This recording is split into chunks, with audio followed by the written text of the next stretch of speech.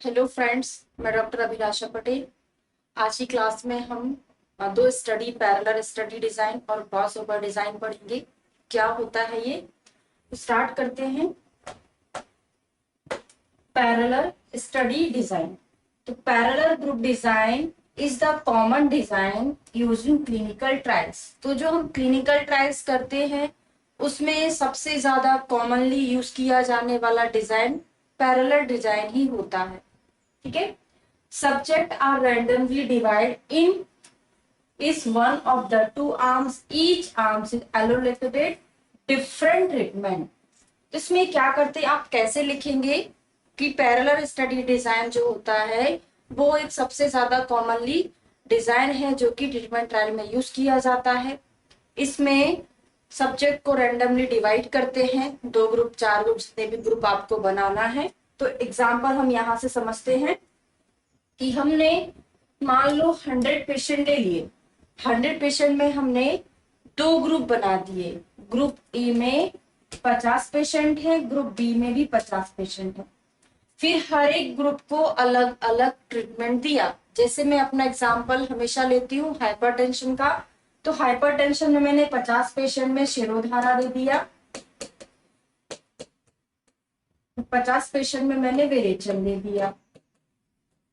ठीक है, दोनों में पैरेलल स्टडी चल रही है हमारी। ऐसा नहीं कि एक का कंप्लीट होने के बाद दूसरी का स्टडी कर लिया, या फिर एक ही ग्रुप में पहले विरेचन दे दिया बाद में शिरोधारा दे दिया। ऐसा नहीं किया है। यहाँ पर जो स्टडी है हमारी पैरेलल होती है। एक ग्रुप में हम दूसरा ट्रीटमेंट चलाएंगे, एक में दूसरा चलाएंगे, फिर दोनों की आउटकम को कंपेयर किया जाता है। फिर हमने जो रिजल्ट निकला था, इसका आउटकम था, इसका भी जो आउटकम था, उन दोनों को कंपेयर कर दिया, तो ये कहलाता है पैरेलल स्टडी डिजाइन। तो इस टाइप की जो स्टडी हम अभी पढ़ रहे हैं, आप अगर डायग्राम बना के लिखेंगे तो बहुत अच्छे से नंबर भी मिलेगा। एग्जाम्पल के थ्रू आप उसको समझाएंगे भी। 5 नंबर में क्वेश्चन पूछा जाता है। ठीक है, नेक्स्ट आएगा क्रॉस ओवर डिजाइन। पहले मैं इसको आपको एग्जाम्पल के थ्रू समझाऊंगी, उसके बाद हम पढ़ेंगे तो ज्यादा अच्छे से समझ में आ जाएगा। ठीक है, तो क्रॉस ओवर डिजाइन नाम में आपको समझ में आ रहा होगा कि क्रॉस ओवर हो रहा है। किस चीज का क्रॉस ओवर हो रहा है? जैसे हमने इतने पेशेंट स्क्रीन किए थे, उनमें से हमने 100 पेशेंट को सिलेक्ट कर लिया। 100 पेशेंट को सिलेक्ट करने के बाद हमने 2 ग्रुप में डिवाइड कर दिया। जैसे पैरेलल में चल रहा था अभी तक, वैसा ही चल रहा है। फिर हमने ग्रुप ए में डिवाइड किया, ग्रुप बी में डिवाइड किया। अब इन दोनों में हमने कोई ट्रीटमेंट चलाया। जैसे वही ले ले हम, चलो दूसरा ले लेते हैं। गोक्षुर इसमें चलाया, अर्जुन तो किसमें चलाया। ठीक है, फिर कुछ समय बाद अब उसमें आपको डिसाइड करना पड़ेगा, वेरिएशन करा रहे हैं तो कितना टाइम के बाद आप दूसरा कर सकते हैं। ठीक है, इस टाइप से हमने ग्रुप ए में गोक्षुर, ग्रुप बी में अर्जुन चलाया। कुछ एक पीरियड होता है, उसको बोलते हैं वॉश आउट पीरियड। इंपॉर्टेंट है, पूछा जाता है wash out period. Competitive exam में ऐसा पूछा जाता है। वॉश आउट जो पीरियड होता है वो कौन सी स्टडी में अपन फॉलो करते हैं? तो वॉश आउट पीरियड मतलब कुछ गैप होता है जिसमें जो प्रीवियस ट्रीटमेंट चल रहा था ग्रुप ए में गोक्षुर का, उसका असर अब थोड़ा सा सेटल हो जाए, कम हो जाए। ठीक है, तो दोनों ग्रुप में ट्रीटमेंट चलाने के बाद एक वॉश आउट पीरियड होता है। उसके बाद दोनों ग्रुप का ट्रीटमेंट अदल बदल दिया जाता है, मतलब क्रॉस ओवर कर दिया जाता है। क्या होगा इसमें? अब ग्रुप ए में हम क्रॉस ओवर विजिट के बाद ग्रुप ए में हम क्या चलाने लग जाएंगे? अर्जुन चलाने लग जाएंगे। ये ग्रुप ए है ना, और ग्रुप बी में हमने गोक्षुर चला दिया। ठीक है, पहले गोक्षुर था ग्रुप ए में, अब ग्रुप ए में अर्जुन हो जाएगा।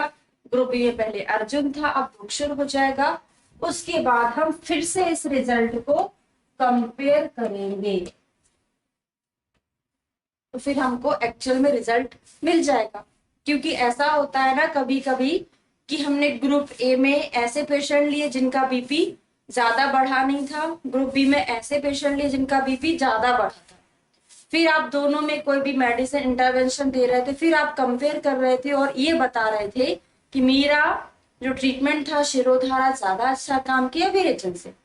तो ये सही नहीं था ना, क्योंकि आपने पेशेंट को सही से लिया ही नहीं। तो ये वाली जो स्टडी होती है इसमें यही फायदा होता है कि इसमें बायस होने के चांसेस बहुत ज्यादा कम हो जाते हैं, क्योंकि आपको दोनों का रिजल्ट यहाँ पे देखने को मिलता है। ठीक है, पढ़ते हैं। Crossover. In crossover design each subject is randomly to a sequence of 2 or more treatment। इसमें हम randomly पेशेंट को, सब्जेक्ट को 2 ग्रुप में डिवाइड करते हैं और दोनों ग्रुप में दिया जाने वाला ट्रीटमेंट अलग अलग होता है। ठीक है, and hales at his on control for treatment comparison. फिर इसका हम जो ट्रीटमेंट हमने दिया था उसको कंपेयर करेंगे। उसके बाद एक वॉश आउट पीरियड होता है। उसके बाद हम दोनों ग्रुप में जो ट्रीटमेंट दिया जा रहा था उसको ओवरलैपिंग कर देंगे ना, चेंज कर देंगे। तो वही लिखा है, this was very active primarily, number of subject required was limited, between 2 treatment phase wash out period is given so as the effect of the previous treatment can be minimized। क्यों हम देते हैं वॉश आउट पीरियड 2 ट्रीटमेंट के बीच में? ताकि जो previous treatment दिया गया था उसका जो इफेक्ट है थोड़ा कम हो जाए। ठीक है, the crossover design is useful for the chronic disease. किसके लिए ज्यादा फायदेमंद होती है क्रॉसओवर डिजाइन?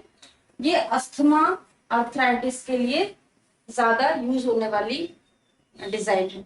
ठीक है, तो हमने 2 डिजाइन यहाँ पे पढ़ा है। नेक्स्ट क्लास में हम नेक्स्ट 2 डिजाइन और पढ़ेंगे। Thank you.